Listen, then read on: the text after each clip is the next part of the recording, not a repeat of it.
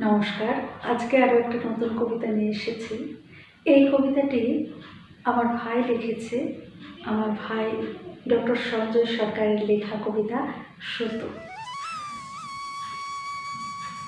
দূরের ওই আম্বরের গন্ধ ঢালা মেঠো পথ দিয়েই যাওয়ার কথা।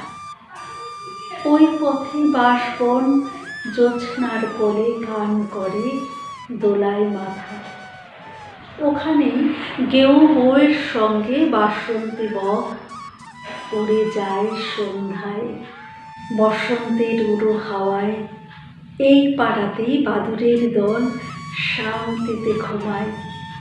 মায়ের আদরের মতো রাত চাদর জড়িয়ে ধরে মানব শরীর। দোলাবের সূর্যদিন আবির আনন্দে দোল জ্যোৎস্নার ভিড়। হাঁটতে হাঁটতে ঢুকে গেলাম এক মিশরীয় রাতের গভীরে। দিনগুলো পিরামিডের মতো ভারী হয়ে ঢলে পড়ছে মস্তিষ্কে শরীরে।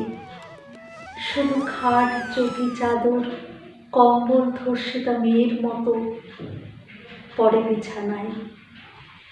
গন্ধ তারই পচে উঠেছে আমার মস্তিষ্কে, শরীরে, শিরায় শিরায়।